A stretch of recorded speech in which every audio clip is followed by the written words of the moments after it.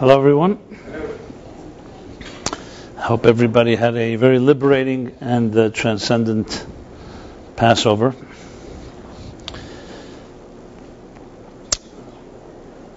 I want to dedicate the class to our good friend Jeff Levine. Happy birthday. 26th of Nisan. And this class is also dedicated to a anniversary. It's actually, as well as a yard site, the 100th yard site of the Titanic, the sinking of the Titanic that took over 1,500 lives, some Jews, some non-Jews, but the loss of every life is a tragedy. And for some reason, the Titanic, both when it first sank on April 15, 1912, which corresponds to the 28th of Nisan, 5762, both then and since then, has for some reason gripped the imagination of people all over the world. And though there have been many disasters, unfortunately, including maritime ones with losses of lives, nevertheless, for some reason, the Titanic remains this captivating story, and no one really has a clue. Maybe a clue we have, but no one really knows why. And it continues to remain, even though usually in history, historical events fade with time. This seems to grow. So, of course, there are many, many elements to the story that that make for good drama. I mean, it's bad to use the word good drama when there were lives lost, but with time, it just has all the elements of a real story. First of all, the fact that it took it almost a little more than 2.5 hours for the boat to sink. So many of the boats that have capsized usually take much quicker than that. So here, the 2.5 hours created itself a whole series of stories. There's the issue of the class and the money of the first class, the second class, steerage, third class. And there's the fact that it was a maiden voyage of a ship that many consider to be unsinkable.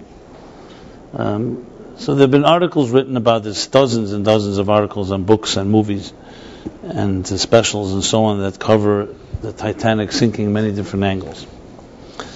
I wanted to address it from a Torah angle, from a Jewish angle. You know, it's interesting that the sinking of the Titanic took place right after Passover.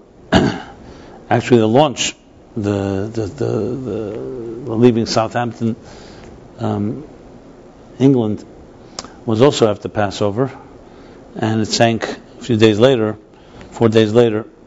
So it's not, usually things are not coincidences.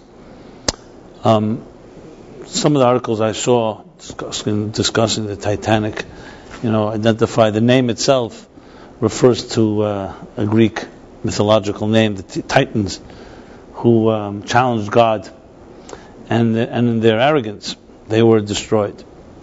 So it's interesting Titanic was given such a name, which itself is a name of that boasts of enormity and power and strength. And there's a debate that rages whether anyone of the White Line, who are the ones, the owners of the Titanic, are the ones that actually use the word that it's an unsinkable ship. Walter Lord, who wrote the definitive biography in 1955 of the sinking of the Titanic, called A Night to Remember, he cites some deckman, someone saying that even God himself could not sink the ship. And this has become etched in the memories, whether it's a myth or not, but it's become part of the identification of the ship that was unsinkable, that ends up sinking on its maiden voyage with some of the wealthiest and most aristocratic people of the world at the time. And all the different sub-dramas, some of it has been turned fictionalized in the movie, the latest Titanic movie from Cameron and so on. But still, the event itself, the fact that it still remains in people's consciousness, is clearly evident that it resonates in some ways. And not to be cynical, obviously it resonates whenever there's life and death, whenever there's a collision, whenever there's an unbelievable surprise.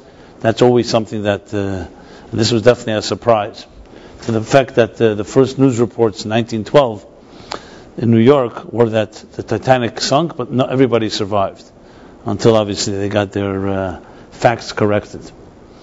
So there's so many different subplots, but as I said, I'd like to focus on something that I think is very much the theme of Passover as well, being that these two events converge. Now, the question, of course, is when we talk about the Titanic, 1912 was the turn of the 20th century. It was definitely a stage, not exactly that period in time, that was a transition. Those living in 1912 had no clue what the century would bring. As great as the tragedy of the Titanic may be, it pales greatly in comparison to what would come. World War I, World War II combined took almost 100 million lives, besides the upheaval and the disruption that it created in the world and changed the world forever. So 1912, if you think about it in retrospect, was like a watershed moment. The rumblings, the stirrings of revolution in the Russia, Tsarist Russia, were already in place. Europe was clearly in very serious trouble, indicated by the fact that the world wars that followed. And the entire world was going to go through major changes. It was also like the end of the Industrial Revolution. Remember, if you put yourself in the mindset of people then, 1912 was also a very overconfident period. We talk about the Industrial Revolution, which historians usually designate as being 1840. So 1912 was like a mature end of the Industrial Revolution. Again, no one knew what would be coming, the revolutions that we have today, the computer revolution, the internet, the nuclear, atomic revolutions, and so on, information age. But relative to those times, it was an extremely progressive, advanced period. They had the steam engine, the electricity, the automobile was beginning, the film industry was just beginning. I know from our perspective, it looks primitive, but remember, put yourself then, it was very advanced. And there was a lot of overconfidence. There was a lot of hubris, a lot of arrogance in a way. From a political sense, in the political sense, it was a period in the United States after the Civil War, and the United States was becoming a superpower. It was after the first century of democracy and freedom. Remember, after centuries and centuries of monarchs and autocrats and fascists and religious leaders completely dominating and dictating people's lives, 1912 was a time of freedom. It was already a little more than 100 years since the Declaration of Independence and the Franco-Russian War. So, looking at those periods, you can imagine that it was they were riding high. So therefore, it's not surprising that the Titanic was built in that type of mindset, such a name, and it reflected the power, the confidence, the overconfidence, to the extent of even the self-worship, what man is capable of, what technology is capable of. I know it sounds funny to us today, compared to today, technology is so far, but compared to then, and there was no bubble that had burst yet. Remember, it was before the Depression. Everything was going well. Now, don't get me wrong, I'm sure there were plenty of problems and so on. But in the collective sense of the world, it was good times. So that was the climate when the Titanic was launched and it was flying. So you can imagine that when it sank, what kind of demoralization, what kind of shock it was. The Titanic represented something far more than just a ship. It represented opulence. It represented wealth. I believe that the highest price ticket, $4,500, which is approximately today like $55,000. Now, $4,500, the cost of buying a home, an average home in the United States in 1912 was $1,000. So this was like 4.5 homes. That was the price to take one-way ticket from England to New York. So you had some of the wealthiest people. You had Guggenheim, Astor. From the Jewish point of view, Strauss, the owner of Macy's. His brother, who was about to go on the ship himself, decided to go instead to Palestine, to Israel. And once his brother was killed, he dedicated the rest of his life to philanthropy. So there's a lot of, as I said, subplots. But the bottom line was that this was like headlines, because something by the name of Titanic, something called unsinkable, and the sheer power, there's something extremely shocking, and maybe even something that's alluring about such power and beauty going down. So in many ways, the sinking of the Titanic was like the humbling of the all-powerful man-made machines and technology. And sadly, it would only become the advent and the opening of what would come next. Because the world wars were far, far greater tragedies, I mentioned, and also as a result of human arrogance. Whether it was Hitler in World War II, in his demonic mind wanting to control the world, Aryan Lebensraum, space, superiority, and went on a rampage against the Jews and then against the rest of the world. Or the wars in World War I, these are all about human beings. Remember, wars are not fought by animals. Wars are fought by human beings who deliberately go to war against each other. So, in a way, you could say that Titanic sinking may have been, in a way, God's warning of saying, don't get too arrogant in your success. I bless you with success. But there's a verse in the Torah that says, when a person is successful and prosperous, they should never say, that was my strength and my power alone that gave me all this success. You should always know that it is with God's power and God's blessings. Obviously, we have to make a container, we have to make a keli, we have to do our part. But never get arrogant to thinking of self-worship. Because the most destructive thing is self-destructive behavior. The blind spots that come from a person who's riding high, successful, and doesn't think anything can go wrong. So no, I never believe, and I'm not suggesting Titanic was a punishment, because that's not the Jewish way of thinking, tit for tat, but a reminder for sure. After the fact, it would be cruel and would be insensitive for us to not think about what are the lessons learned from this. For example, this changed forever maritime law. How many lifeboats you put on a ship. The different procedures used when there's ice in the waters. Other ships around. They say the Californian, which was not far from the Titanic, had it not ignored the calls, could have saved everybody, almost everybody. So it's prudent and wise to learn from mistakes. So I'm not suggesting a punishment, but definitely a lesson. Then that human beings should always know, as much as we succeed, to know that we have to remain humble. Which, in essence, as I said, is the message and lesson of Passover. Passover is the message of humility. We call matzah the bread of humility, which is why we don't allow it to rise. Symbolic of the fact that bread, which is inflated, a lot of air, represents the inflated ego, and matzah, which is like a flat cracker, just water and flour without any yeast, without any on time to allow it to rise, represents the minimum. So we all need to eat, but it doesn't have to be with an extra measure of inflated ego. So 8 days a year, 7 days in Israel, we honor this by eating matzah and not chametz. Now, if you know the Hebrew letters of matzah and chametz, I've discussed this many times, the Hebrew letters of a word capture in many ways the deeper meaning of a word. Remember, Hebrew is like a metaphorical language. And as such, even the letters themselves, besides the meaning, each letter has a numerical configuration, a gematria, the shape of the letters. So chametz and matzah, chametz is the word for bread that we use on Passover, which is prohibited on Passover. And matzah are the same 3 Hebrew letters, almost. It's mem tzadik hey for matzah, and chametz is mem tzadik ches, or ches mem tzadik. And the difference between a ches and a hey, does anyone have a piece of paper? Let me make I'll make a physical demonstration so everyone understands this. Any paper here with a pen? So let me explain it, but then I'll show it to you. So ches, mem and tzadik are similar in matzah and in chametz. And the difference between a hey and a ches, as I'll show you in a moment, is they both look like a house. Except the hay has a space between the left leg and the roof. No, it's made up of 3 legs.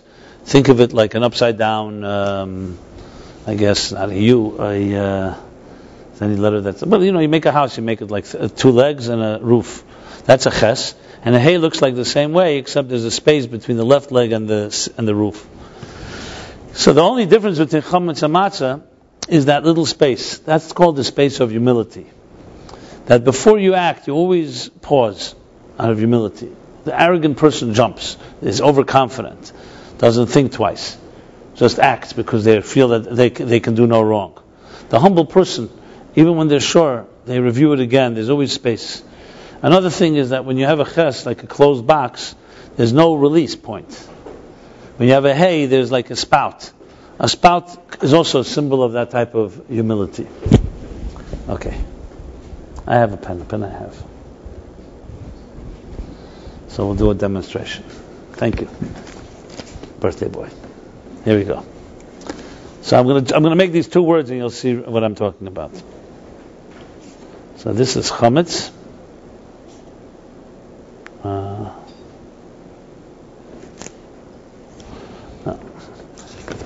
We'll go back to the drawing board. Sorry. Okay.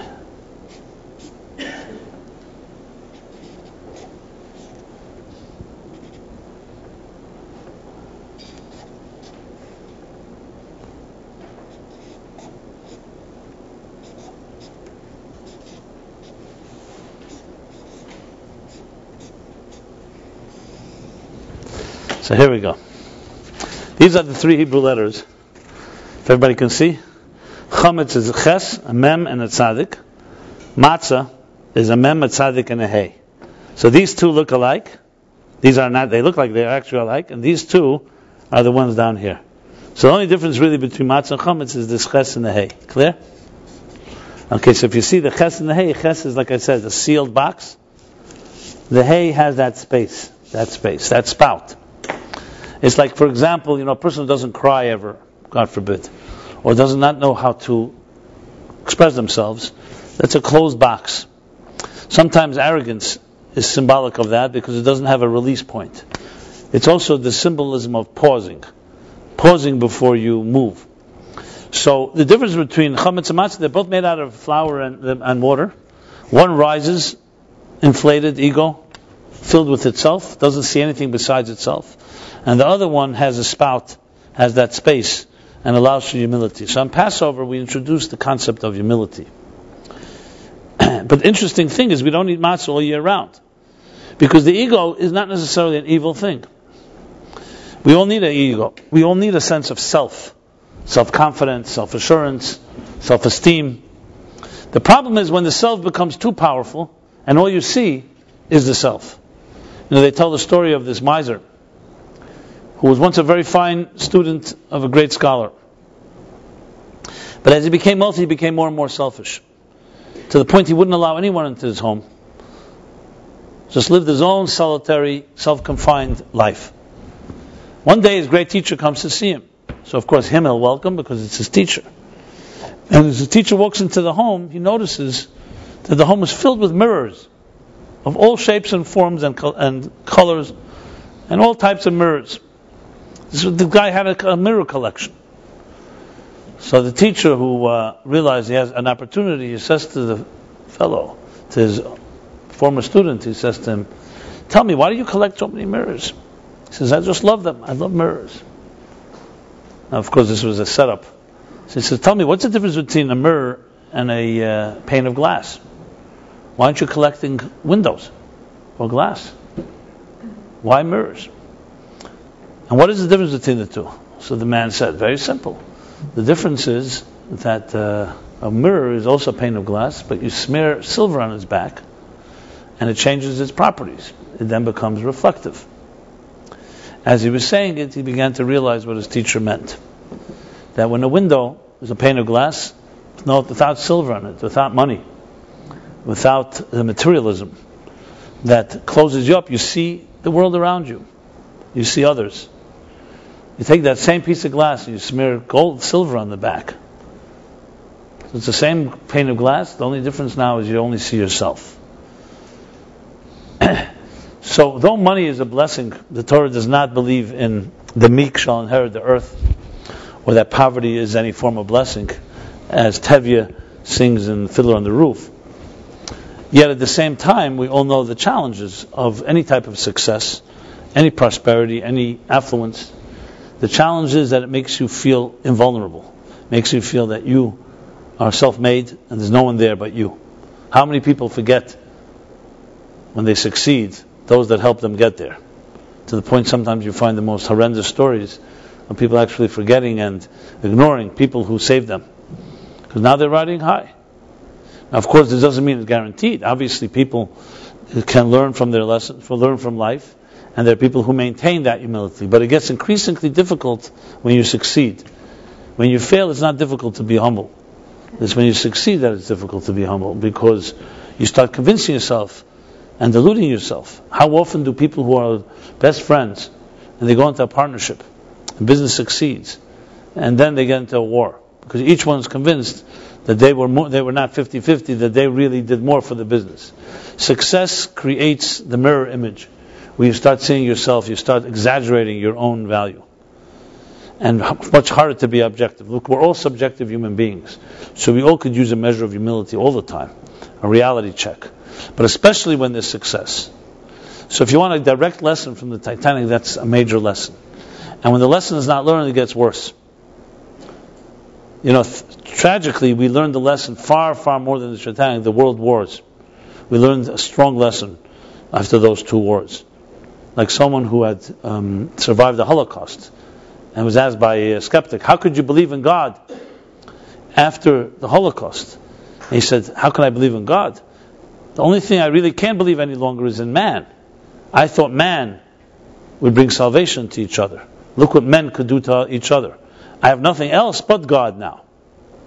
So what the wars taught us in the beginning of the 20th century is the most humbling lesson of all, in the most destructive fashion. We had to self-destruct 100 million people. You know what that means?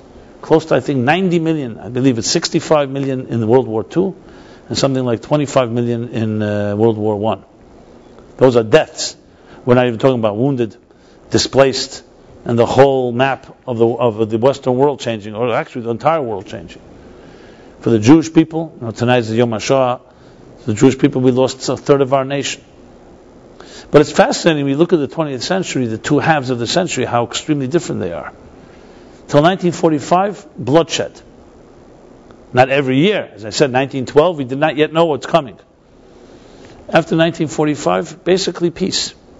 Of course, there was the Korean War, the Vietnam War, other wars, but nothing compared to the world wars.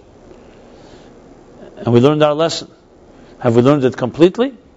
It's easy to forget, but I have to say that I think even till this day, 2012, 100 years since 1912, the lessons have been learned. Everybody knows, everybody has a much more caution today. The arrogance, you don't find quite the same arrogance. Again, I wasn't around then, so you could say, well, it was then, we have it today as well. I'm not suggesting we don't have any arrogance, but thank God, and I don't even open my mouth, a world war has not happened yet. And it's not necessarily likely to happen. Even with the Cuban Missile Crisis and certain moments where it seemed like who knows what can happen, nuclear disaster, the world got its act together because everyone remembered what had happened. Moscow remembers well, Berlin remembers well, Paris remembers well, London remembers well. Even the United States, though on the mainland there was no battles, but there was Pearl Harbor, and Americans lost many lives. American lives were lost in the wars. So it changed the landscape. I would say I would have wished, we should have all wished that we didn't need such a reminder. Had we woken up in 1912, or had we listened to the lesson of the matzah before the Titanic went down, before the wars broke out, obviously it would have been a lot simpler. But after the fact, there was a humbling factor involved. Today nobody swears by technology that is going to save the world. I doubt that anybody's going to call another ship the Titanic. The Titanic for sure they won't call it. But imagine another ship called gigantic or enormous or invulnerable. They say whether this is urban legend or not, doesn't matter. The story is still relevant.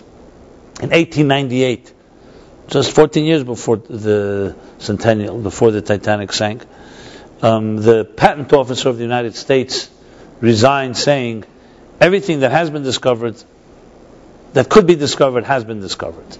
So there's no position for me left. In 1898. So to us it's a joke.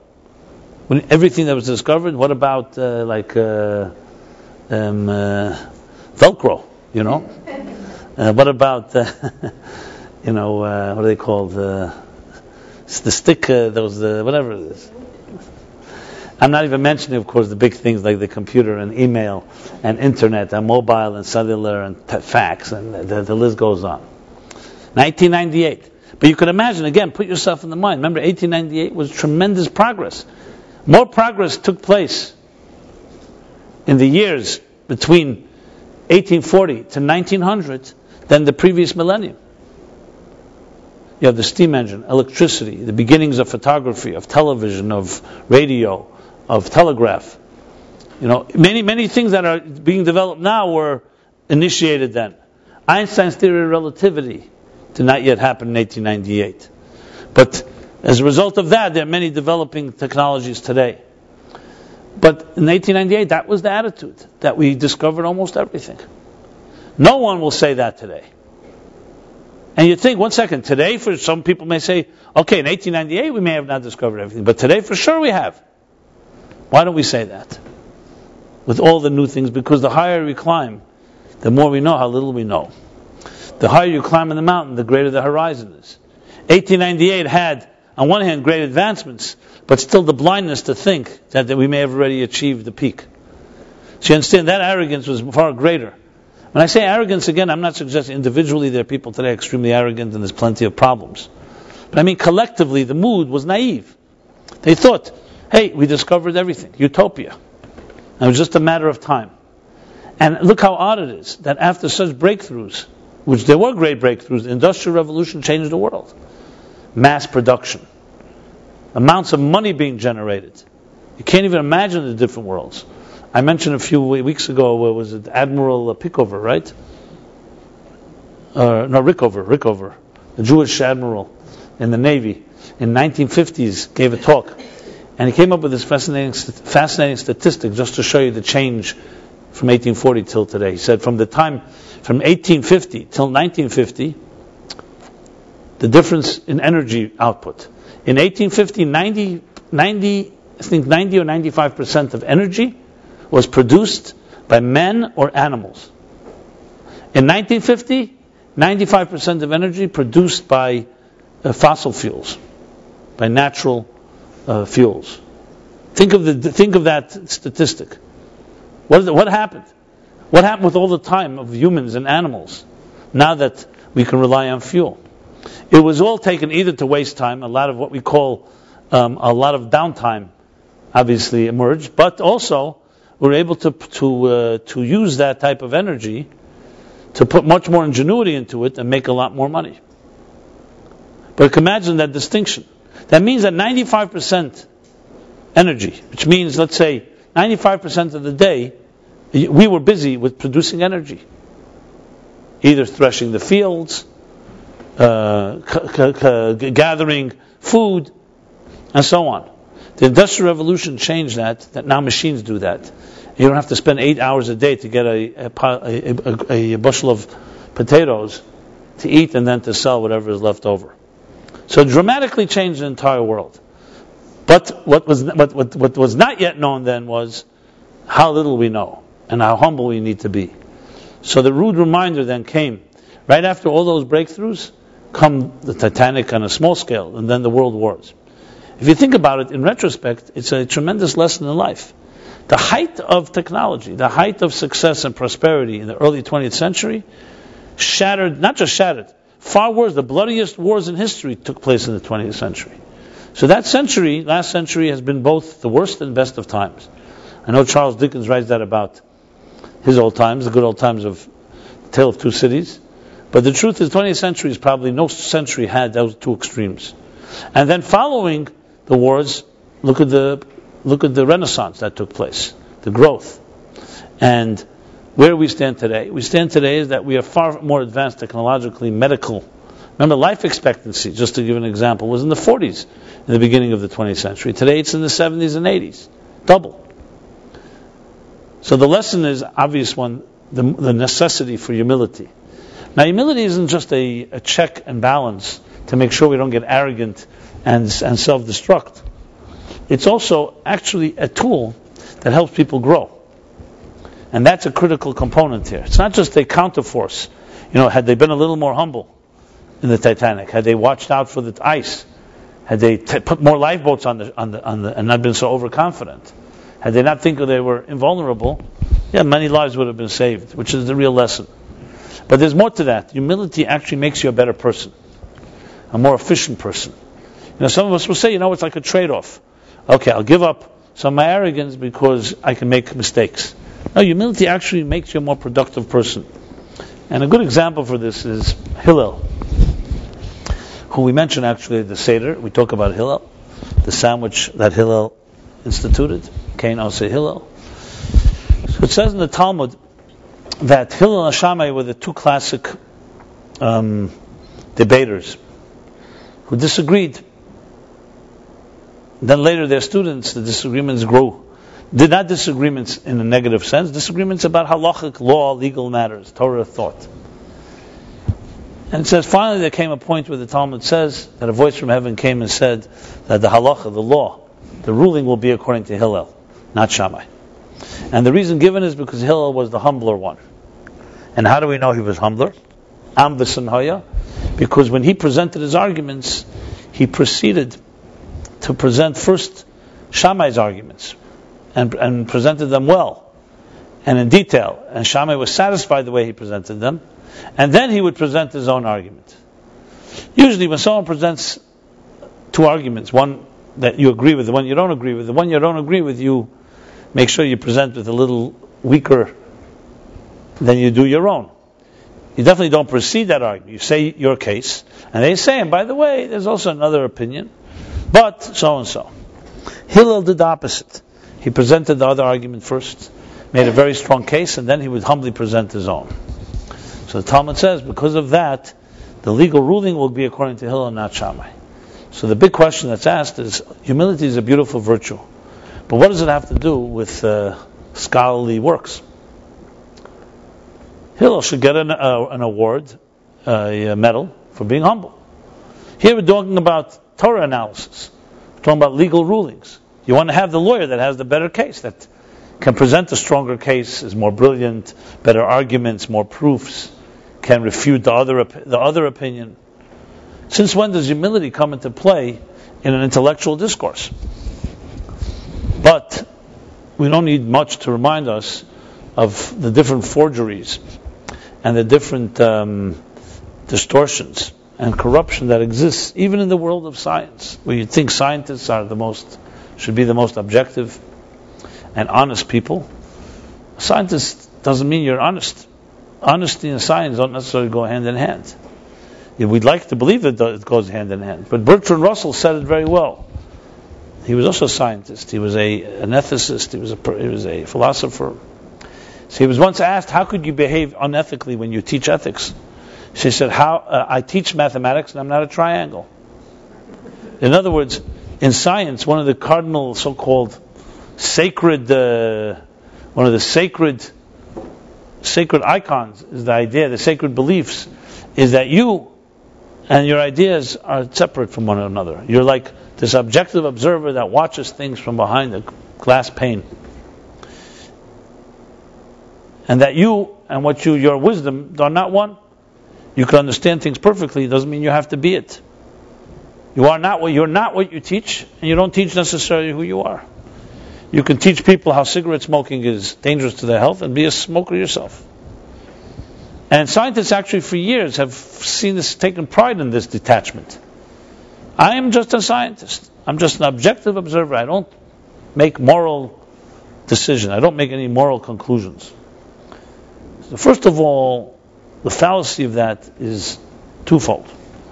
Firstly, everybody is subjective, and everybody brings themselves to what they teach and what they know. And if you're teaching ethics and then you behave unethically, that's also a lesson to your students. One of the previous Lubavitcher Rebbe, when he came to the United States in 1940, so one of the one of the disagreements he had with the Jewish Board of Education in New York. At that time, the schools where they taught Hebrew studies, they would teach secular studies in the morning and Hebrew studies in the afternoon. And he wanted them to reverse it, to teach children that the priority should be Hebrew studies in the morning and then the secular studies in the afternoon. Meaning, first know about God and your purpose in life, and then study about the tools of how to build a career and make a living and so on. Develop your skills.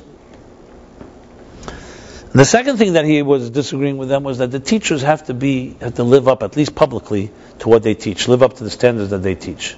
They teach about Shabbat, about kosher, about Passover. They should be, at least in public, they should follow what they teach. So one of the Federation members, or one of the people who disagreed with him, said, Rebbe, we understand your standard is high, but when there's a fire burning out there, the fire of ignorance, any water will do. Dirty water, clean water, at least it's water. So you're right, the teachers may not be the best role models, but at least they're teaching them knowledge, so it's water, it's dirty water, but it's putting out the fire of ignorance. And the Rebbe, without missing a beat, says to him, that's correct if it was water, but what happens if it's kerosene? When someone teaches ethics, or for that matter mitzvahs, and then they behave publicly contrary to what they taught, that's also teaching the student a lesson. That you don't have to do what you learn. And students learn more from example than they do from necessarily your words. So it's not dirty water putting out the fires of ignorance, it's kerosene that's putting greater fire. That was his response. They tell that story about the professor who got too busy to teach his class, right? So he came up with a great innovation. Instead of coming to the class every day or whenever he gave that class, he decided in his leisure, he'll record the class on tape and have an assistant put it on the desk of his classroom. And the students were expected to listen to this tape recording and to take notes, and then they would be responsible for the material. Okay, very nice. One day, months later, he decides to come and check in on these students and see how his great innovation is working. So he sneaks up to the door, peeks in to the classroom, and lo and behold, to his surprise, instead of seeing students at the table, there's no one there. But there are tape recorders on all the desks in the record mode. So they learned from their teacher perfectly. They did what he did. They also got too busy. So he has his tape recorder in the play mode playing. All the other desks had tape recorders in the record mode recording. My machine is talking to your machine. And they all, when they're in their free time, come and pick up their tapes and shalom al Yisrael, as they say. So, especially as anyone that's a parent knows, an educator, a good educator knows, that children are impressionable, students are impressionable, even older students. You learn not just what you hear, you learn what you see. As a matter of fact, I would suggest that example has more effect than what is told. You as a parent, tell your children, do so and so, and then do the exact opposite yourself. What are you going to expect? That they'll do what you said, or they'll do what you did? It's obvious. Because actions talk. Words are words. Obviously, if there's words and there's actions, then they support each other. So we go back to science, we go back to knowledge. The reason that Hillel was chosen is because absolutely a humble person is more trustworthy. If there's lack of humility, you can be brilliant, but can I really trust what you're saying? Who says when there's no one around and you want awards and you want to fame, that you're not going to distort some of your data? And that's not some theory. This has happened more than once. And how many times has it happened that no one caught it? So you want to be able to trust. Knowledge requires. So humility isn't just a nice counterforce to arrogance and to make mistakes. It actually creates a better person, a more trustworthy person, more objectivity. The humble person you can trust. And that's why. So Shammai was definitely a humble man. But Hillel had an extra measure.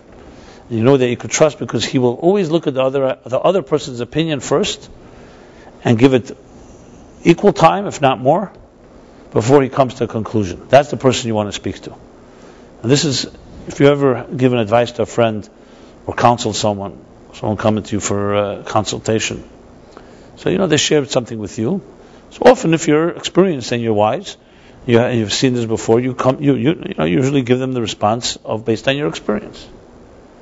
As a matter of fact, the more experienced you are, the more it could really be have a negative impact.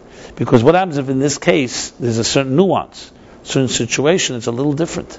It may sound like a similar situation.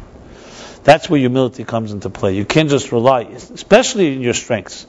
If you know you're weak and you have a blind spot, so obviously you say, listen, I'm not sure. Go to another professional. Go to someone who's more of an expert than I am. But if you're an expert in the field, that's where humility is even more necessary.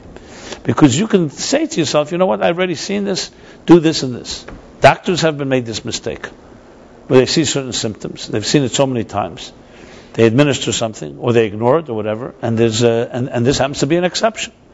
That's where humility comes into play. That even if you've seen it, even if you're an expert, even if you're smart, and it seems like you have a certain diagnosis, humility will add that extra measure, that space with a hey, that extra measure. You know what? Pause, review it again, go to another person, get a second opinion,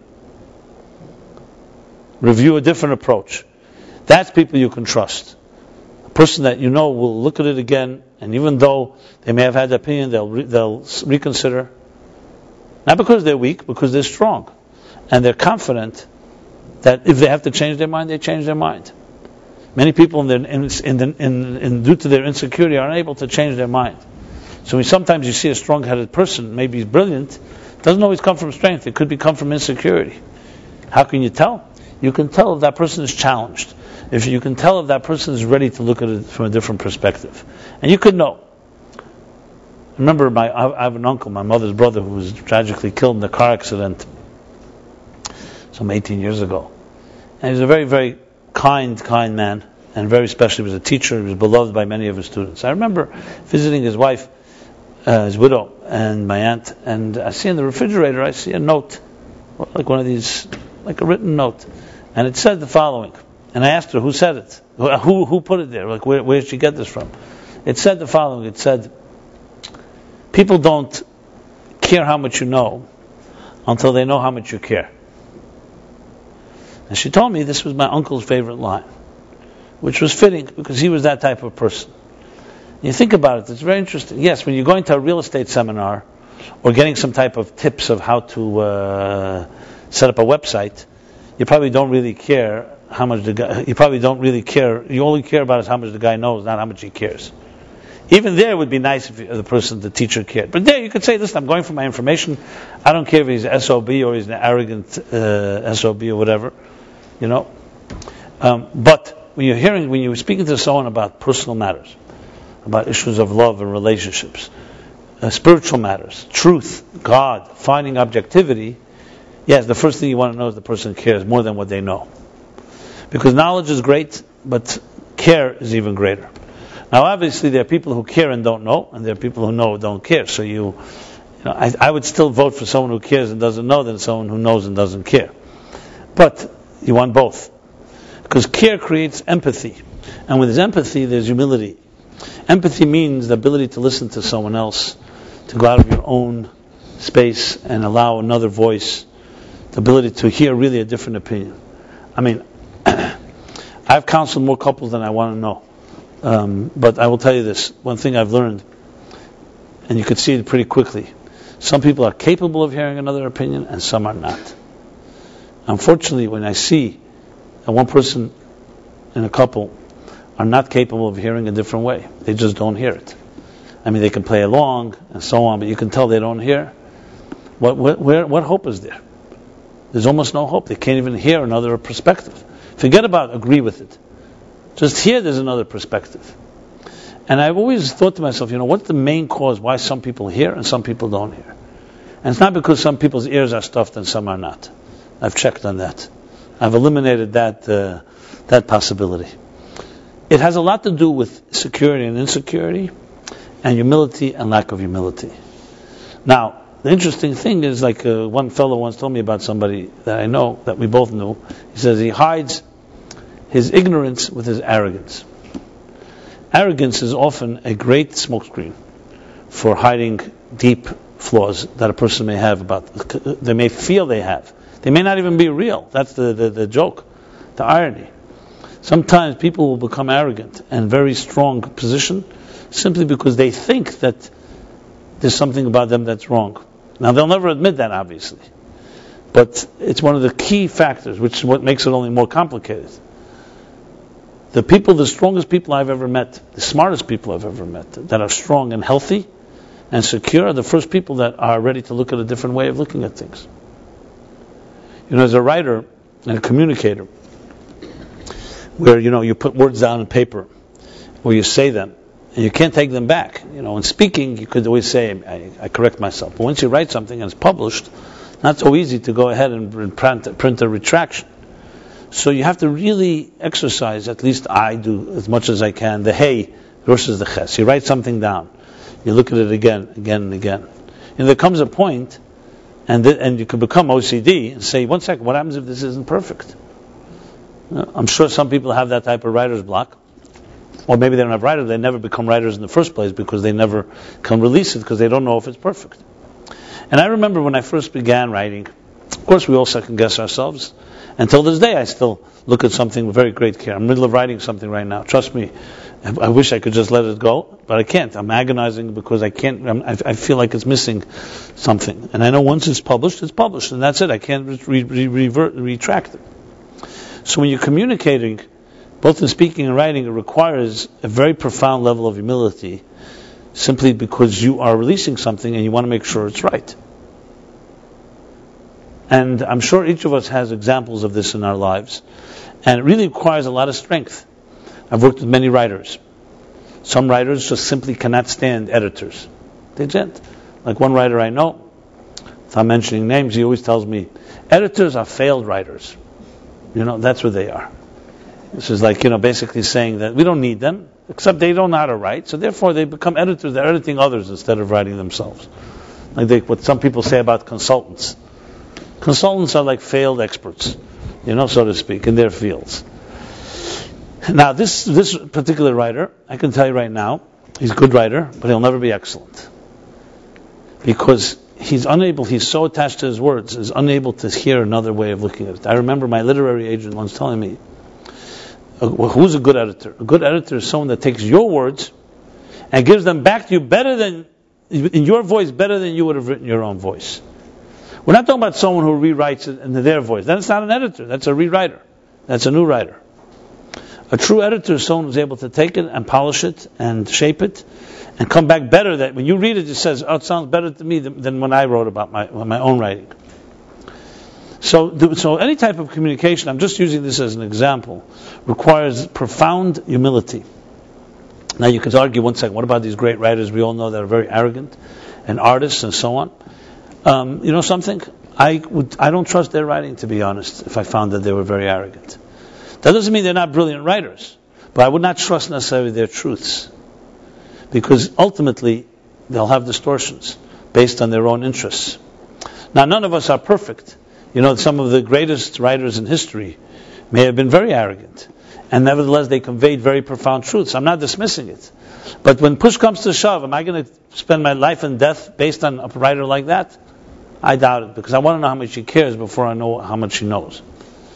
So obviously when it comes to matters of life and death and spirituality and truth, you could have a scientist who's a brilliant scientist. They say Newton was very arrogant, to the point he was even unscrupulous in how he undermined his competitors. And yet, there's no question he made great innovations. But his innovations were proven in a laboratory, not because we trusted him. They were proven time and again. But if you had to purely trust him, I would say his arrogance would probably have undermined a lot of his credibility. Einstein, they say, on the other hand, was a very humble person. People who knew him. You read people who met him. You saw his ability to even take his greatest ideas, and he then at some point he said he made a mistake. And later that was proven to be correct. I think a black hole was a mistake that he thought he made. And then later, after his death, it was proven to be correct. Now that just takes a lot of strength for a person who came up with the innovation, receive fame for it, and then come around and say, maybe I may have made a mistake. Freud, on the other hand, I did some studies of the arrogant great geniuses in our time, was very arrogant as well. He was not able to acknowledge a mistake very easily. He was very into promoting himself. Again, does it mean that all of his ideas are invalid? No, absolutely not. I'm just trying to suggest that humility has a direct impact, not just on how we trust each other, but on being a more efficient person.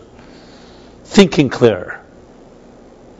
If you know somebody, you're coming for advice, you know that lawyer or accountant or consultant is going to weigh every option, there's a lot more to trust. You go to a doctor, and you know the doctor looks at every option, not just the first one that comes to him, and then he has to move on to another patient. You trust people like that because there's humility. They have the patience, they have the disposition, the empathy, they care. I've often given the example, I'm just giving examples of how, this is all Titanic related, but the whole century, I guess, the century itself is a lesson in retrospect of humility and arrogance. Just to show many examples. I've often given the example of myself when I worked many years for the Rebbe, and the power of memory. So my job was to remember hours and hours and hours of talks that were delivered on Shabbos and holidays, where no notes were taken, and no recordings were made. So of course the big question everyone asks is, how can you retain so much? I was a group of very few individuals that were able to. Obviously there's a gift involved, but there's far more than a gift. It has a lot to do with our capacity to be humble. You think, what does memory have to do with humility? Would you even connect the two? Memory and humility? Why? So let me show you why, and you see how counterintuitive it is. Think about it a second. Can you associate why would memory be connected to humility? So I remember once, we all remember Dr. Ruth Westheimer? Whatever, what was her last name? Westheimer, right? She was this advisor on sexuality, right? She had this very explicit show on the radio here in New York, or wherever it was, that officially no one listened to, but everybody listened to. So, truth is, I never really listened to her, but I met her by an event, at a Jewish event. She's Jewish, and also went to Jewish schools in Paris, where she grew up. And at the event, I had read something she had written, so I asked her if this is correct. She had written, or I guess spoke about it as well, she asked the audience, I used this once when I was speaking, I was in London, it was a weekend for young professionals. So young professionals, Friday night, big dinner, maybe 400 or 500 people, great crowd, very social. Why should they be listening to me for even 5 minutes when they're busy socializing and eating and drinking and stuff like that? 20-somethings. So I had to figure out something to get their attention. So here I was, this middle-aged guy trying to get the attention of 20-somethings on a Friday night. So I finally got their attention. I told them this with Dr. Ruth. First of all, mentioning Dr. Ruth, that right away got everybody, 1 second, why is he mentioning Dr. Ruth, And then I said that she once asked this question. She said, it sounds funny, but this is what happened. I said, what is the sexiest organ of the human body? So everybody suddenly got quiet. What kind of rabbi is this? And this is very strange, And I said, before you start submitting answers, let me tell you what Dr. Ruth said. But I got everybody's imagination rolling, so they were all very intrigued. The sexiest organ on the body, that's an interesting question. And Dr. Ruth's response was, from her experience, is the ears. Okay, so right away we're a little safer territory. The ears. Okay, so people started, and I was like going very slowly, and people started thinking, why would the ears? Okay, yeah, the ears, I guess they have this type of sexiness to them, whatever. If you think about it. But then she continues, and she says, they're the sexiest part of the human being because it's the power to listen. Not the ear, the power to listen is the sexiest thing a person can do. So here I got their attention big time because I was giving them tips how to be sexier, And who doesn't want to hear tips? I mean, that's what they're for. They're busy there hitting on each other anyway. So here's a few tips. And I spoke a few minutes about the power to listen. Now, the power to remember is connected to the power to listen, obviously. Because if you don't listen, you can't remember. Does that make sense? Okay, that's so far intuitive. But what's not intuitive, what's actually counterintuitive, is what does it take to listen? So there's listening and there's hearing. Healthy ears can hear things. We hear sounds, we hear words, phrases. But listening is an art. And listening is not just opening up healthy ears, but listening is the ability to concentrate and aware that you can retain what's being said. So here's how the counterintuitive works. If you hear someone speaking, You'd think the more you understand what they're saying, the better you're going to remember. And if you don't understand it that well, you're not going to remember it that well. Well, guess again. That's absolutely wrong. The opposite is true. In true listening, the more you understand, the worse it is for memory. And the less you understand, the better it is. That doesn't mean no understanding at all. Let me explain. Think of it this way. If you hear something this evening that you like, that you appreciate, that you understand, that really is great stuff, or not just necessarily from me, anything you read or you hear, try sharing it with someone tomorrow at work or a friend, and you'll know exactly what I mean. What will happen is you'll say to someone, "Oh, last night or yesterday, I heard something really powerful." They say, "Okay, tell me," and you start saying something. You say, "Well, it was this," and you're loss of words. Has this never happened? Has this happened to you? Question is why? That last night you heard it, you understood it, you seemingly retained it, you remember the impact it had on you, but for some reason you cannot repeat it, at least not adequately. Why? Because the mind travels slower than the ears. What does that mean? You can hear, if you hear me speak and I make sense, you're not hearing you make sense, you're hearing me make sense, and you would convince yourself that it's making sense to you. For you to be able to convey it to someone, you have to own it. And for you to own it, you have to retain it. To retain it, you have to work at it. So I did my homework before I'm speaking here tonight, so I'm saying it with clarity that I can bring to it. For you to have that clarity, you're going to need to not just hear what I said, but you're going to have to review it until it becomes yours. So in effect, really, there are two wheels going on inside the brain. We'll call one the processor, and one is the retainer, the absorber. They're not the same thing.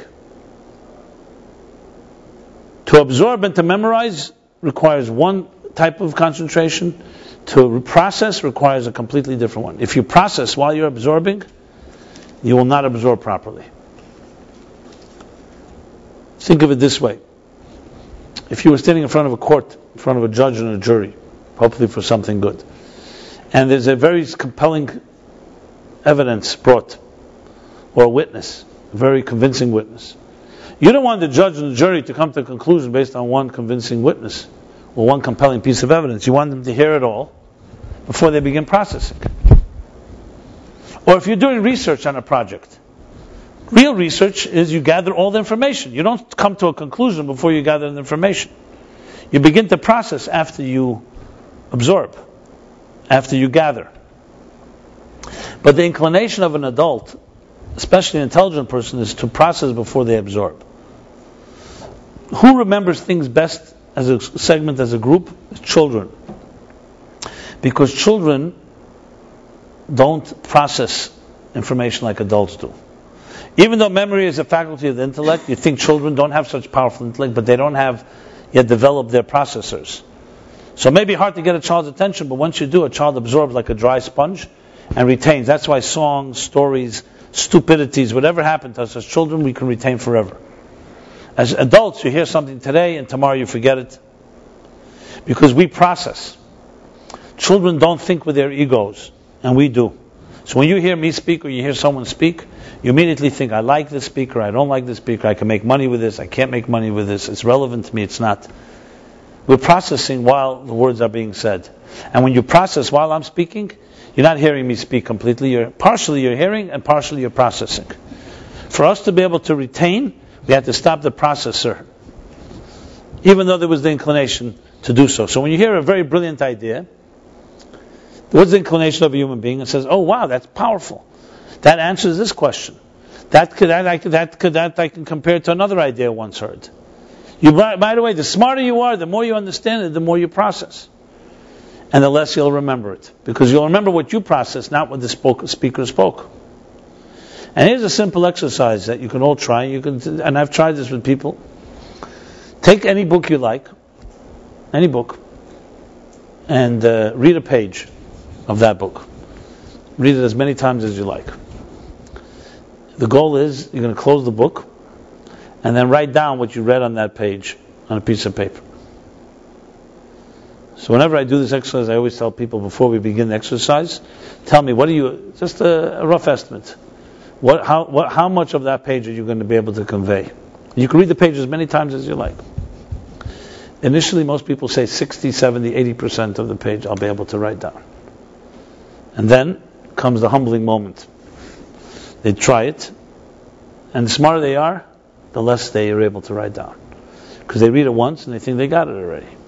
They close it, and they write, and then they open up the book and I say, compare now what it says here. Guaranteed, the first time someone does this, from 60% will go down to 30%. Maybe 30%. And in most cases, there's actually distortions. What you write is not what it says on the page, and sometimes even contradicts what it says. Because most people use their processor, not their absorber. And the smarter they are, the more they process. So when they read a page, they're not humbly listening to what the writer is saying. They're already processing, I get it like this, I got that this. And you close it and you start writing. And you're writing what you heard, what you read, not necessarily what was said. And when you see this for the first time with your own eyes, then you learn, wow, I better have a little more humility. I better realize that before I process, let me first see what the writer is saying. So then the question is, how much are we missing? And what about in relationships and in marital issues and so on? How much do we really hear? How much can we listen to each other? Do we really listen to the other person? Now some people listen simply because they're weak and they don't care, so they just acquiesce to anything. But truly listen to someone, especially if they disagree with you. So some people just can't even hear anyone that disagrees with them. Even those that play along, do you really listen? Listening would mean that you repeat to the person what they said, though you dislike what they said and disagree, and they tell you, yes, that's exactly what I said. Try it out. How many people even have the humility to try that? So you see here, just in the process of an intellectual process, how a thing like memory, retaining, really listening to another person's situation is all connected to a certain humility. Now when I say humility, I don't just mean it in the conventional sense, I mean the broad sense of the term of respecting the sanctity of another person and their space. Which means that you will review, you will double check, you won't just arrogantly jump into anything. Now this is a lesson that's so universal, and I would say is the secret to across the board to almost every area in life. You improve this area of your listening and retaining and empathizing and humility, I would say would improve your quality of life in almost any area, including your co-workers, including love and relationships, including dealing with pain, including dealing with God. Because you start weakening the hold of your self-assurance. The hold of your self-worship becomes weaker when you are humble. So what humility does is it allows you to see a bigger picture than your own, and allows you to grow. Without it, you may be great, but you're going to stay stuck with that greatness and you will not be able to move to the next level. So every growth is necessary to have that type of bittul. Now when you impose it on yourself, like Passover teaches us, then you don't need to be reminded. Not from above and not from below. But when you don't, God forbid, then self-destructive behavior will lead to a reminder that may be a rude awakening that we don't like. I mentioned before the Titanic. Again, I'm not blaming anybody. I understand it was like, some say it was fate. But had there been not so much overconfidence, there probably would have been more checks and balances. Look in our own corporate America and our own financial economy. What happens when people get greedy, overconfident, saying, you know what, it's only 1% chance it won't happen, and then, of course, Murphy's Law, that 1% is what happens. So the idea, the lessons learned are that you impose it upon yourself before, God forbid, it gets imposed upon you. Because when it's imposed upon you, when a person makes the mistake and then something bad happens, then it's much harder to deal with. 20th century, as I said earlier, is maybe the best, I don't want to say the best, but the no better example of this type of contrast. Of great success, great heights that the human race reached, and then the depths of how murderous. I mean, Germany was not seen exactly as a third world country. It wasn't like a country of barbarians and cannibals living in primitive times, that, as we, the West, like to believe about some third world countries. It was one of the most advanced technologies, modern societies. The Germans saw themselves as aristocrats. They brought music, art, sensitivity. The laws they wrote about pets, about animals, were more sensitive than the laws they wrote about Jews and gypsies. And yet they came and stooped. They had science, they had philosophy. The Germans, some of the greatest thinkers, writers, and so on. Bertrand Russell's statement is nothing compared to what you saw in Nazi Germany. Doctors, scientists, professionals who took an oath to help human race stooped to the level of worse than animals, using human beings without any anesthesia for live experiments. How could that same doctor, the same doctor who administered to human beings, had a wife and children, how did he create such a dichotomy? So good, all kinds of analysis have been written that there was a latent anti-Semitism. That's Goldhagen's theory, that based on authority, the Jews were being dehumanized, etc., etc. There were, of course, exceptions, but not many. Because without God and without humility, brilliance means nothing.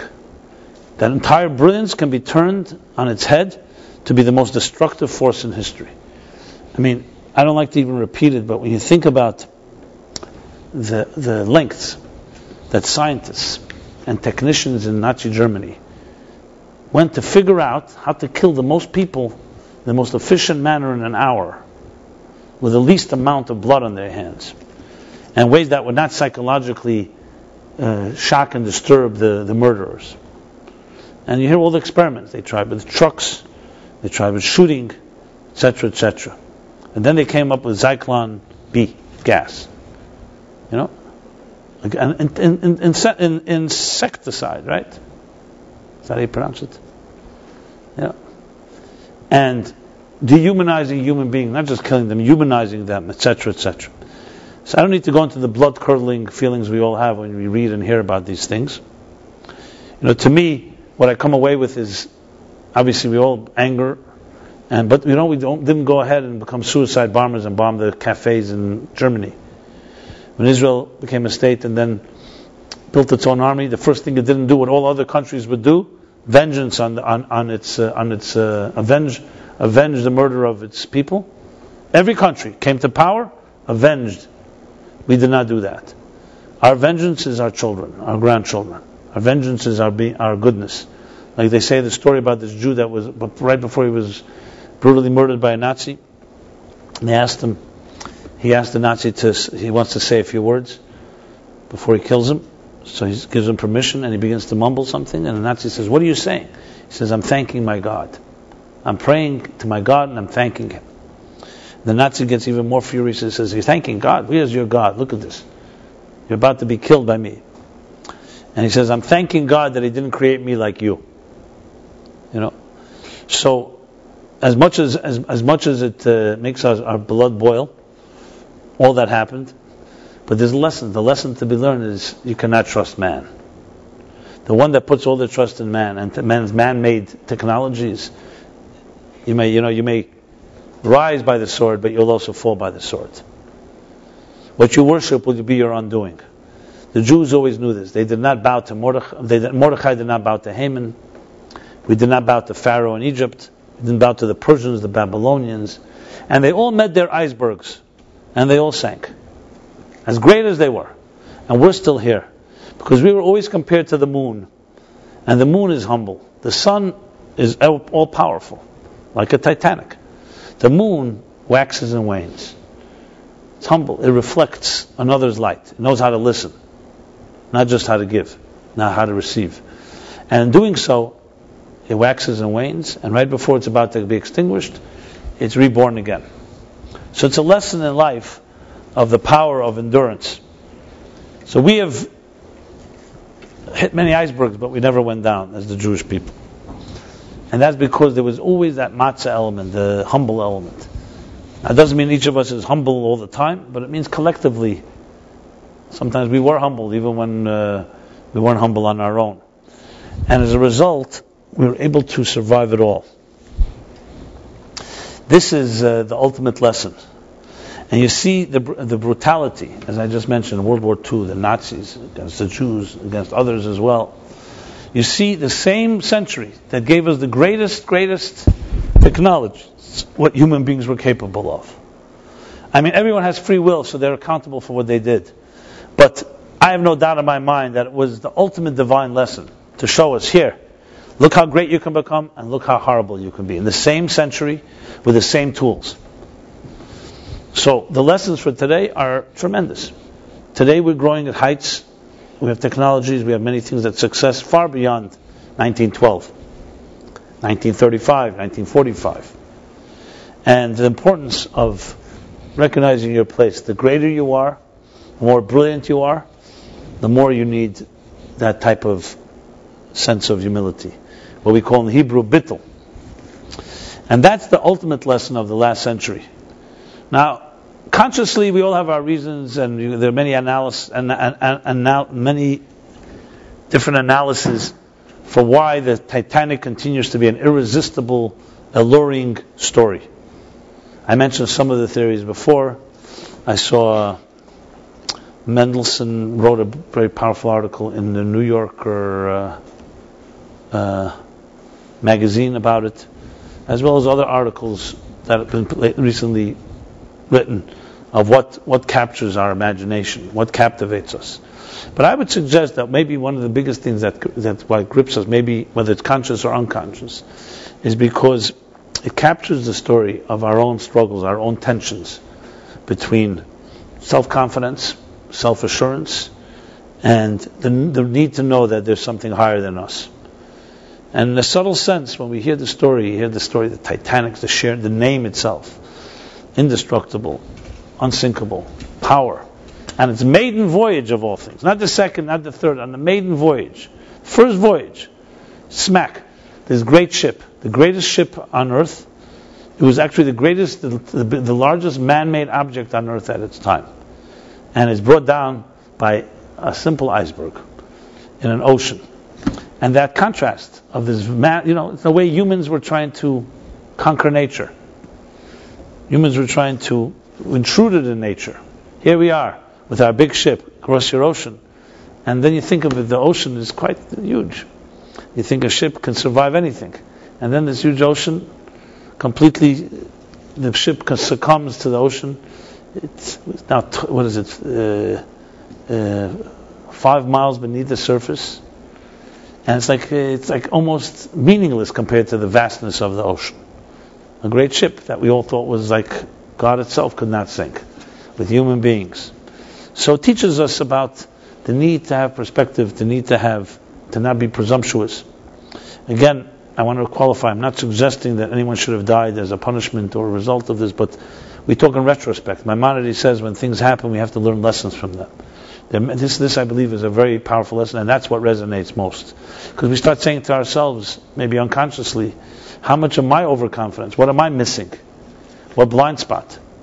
And can we be self-destructive? And the answer is absolutely yes. There's no one that is infallible. And when you become invulnerable and unsinkable? When you have humility. Because humility, again, ironically and counterintuitively, gives you the ability to second guess yourself. And when you second guess yourself, you can be more assured that you'll make less mistakes. So it's interesting that the arrogance itself is the thing that destroys us more than anything. The self-confidence, the total self-confidence. It's important to have self-confidence, but to always know that it's not ourselves. We are not self-made men. We're blessed to be here. And that's what Passover comes to teach us. So the convergence of Passover and the Titanic is hard to ignore. It's lessons to us, and many more that we can derive from this. And practically speaking, I would say that each of us, right here tonight and tomorrow, can always introduce an extra dose of humility. Humility expresses itself not just how you feel about yourself. It's like what they say about Moses. He was the humblest man on earth. But he was also the greatest man on earth. How are the two reconciled? Because he never saw his greatness as his own. He always saw it as a gift from God. And he said to himself, if someone else was given the skills and resources I was given, they would have done better than I.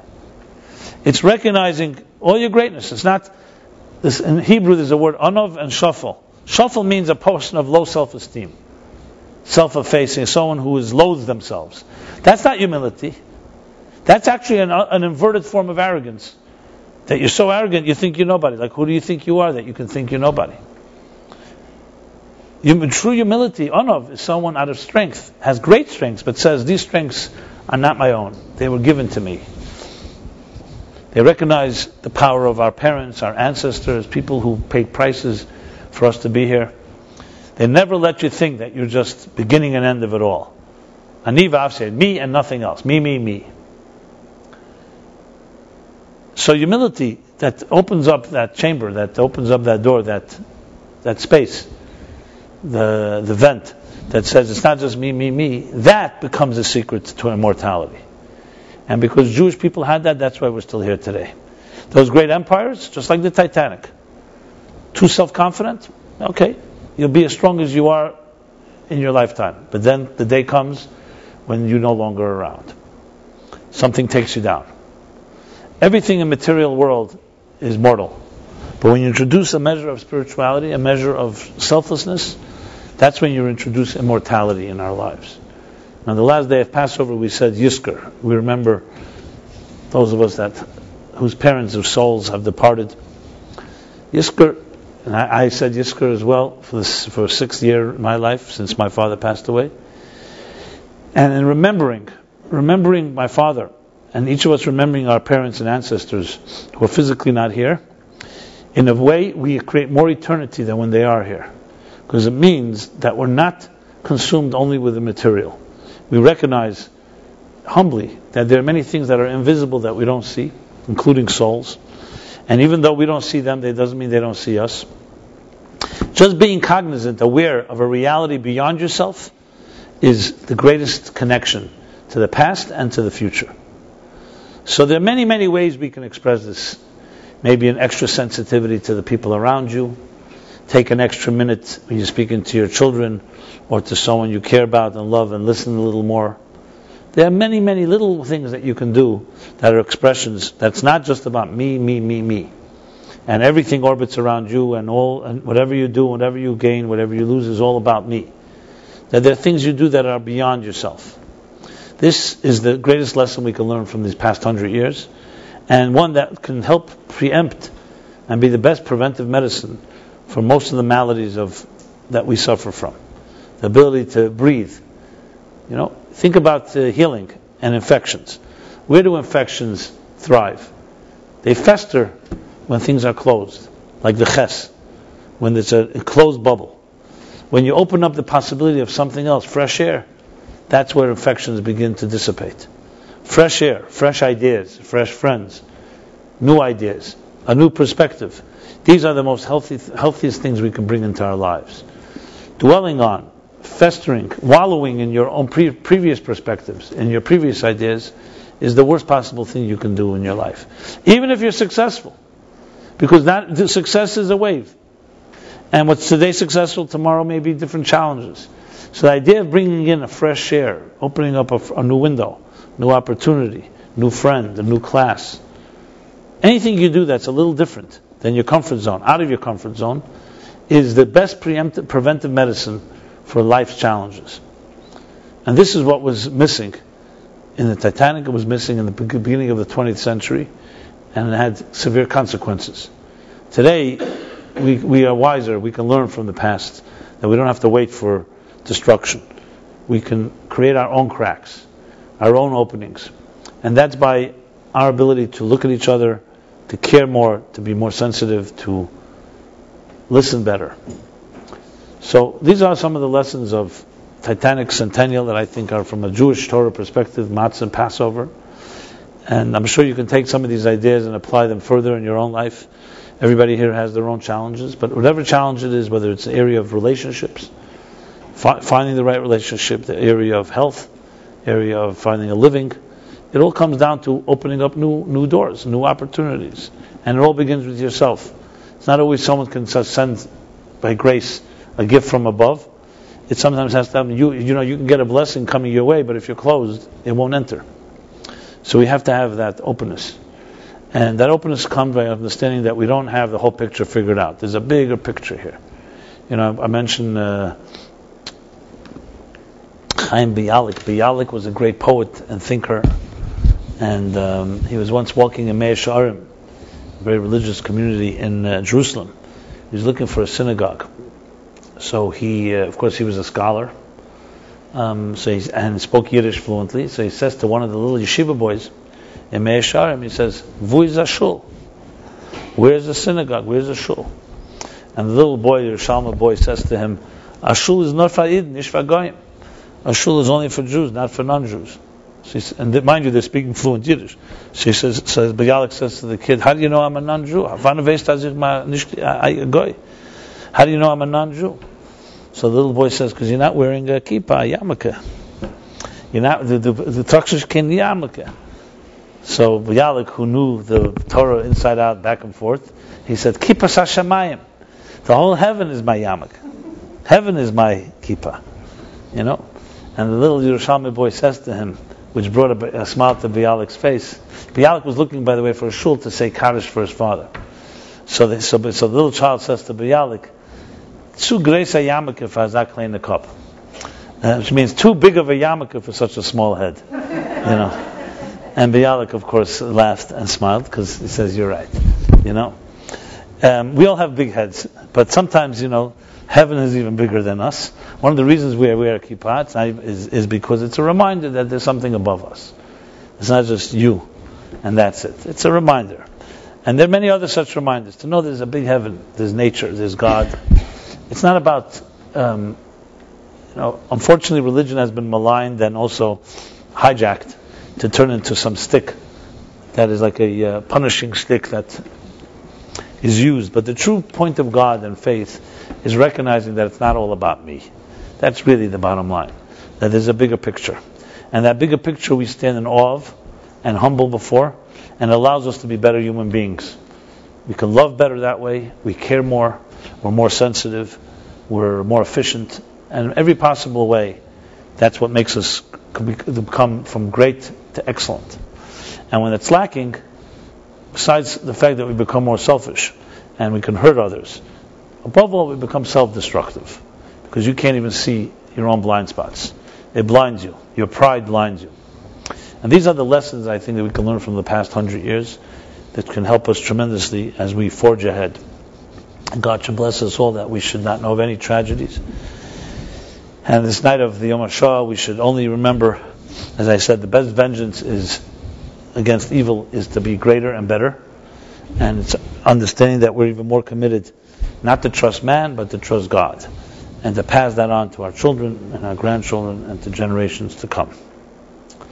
And in that spirit, it's an honor for me to speak to and share some words with your kindred spirits, souls that we have intersected, and each of us hopefully can help empower each other and affect our sphere of influence into being a little kinder and gentler and humbler.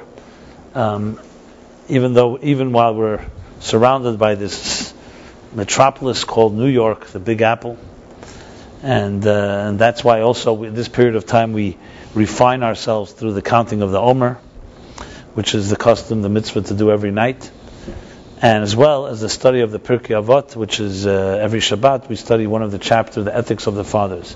Both these mitzvahs, the counting of the Omer, both these traditions, and the study of the ethics is about refinement, personal refinement. And as such, here's the plug. We have here two books. One book that just came out, a new book, called Beyond the Letter of the Law, which we have here available. And we thank different people who sponsored this book, including Mark, who's here, and others that are probably online.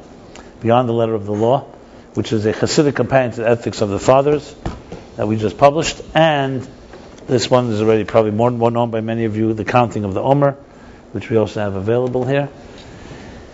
And the next Wednesday we shall resume this class. Philip is giving his class tomorrow night at 7 p.m. And if you have not yet given us your email address, please do so we can stay in touch and share some humbling words with each other. And as I said, God shall bless us all with the enduring power of indestructible power of bittul and humility that makes us endure and carry on the torch, the baton that was passed on to us from generations past into the bright future. Thank you very much.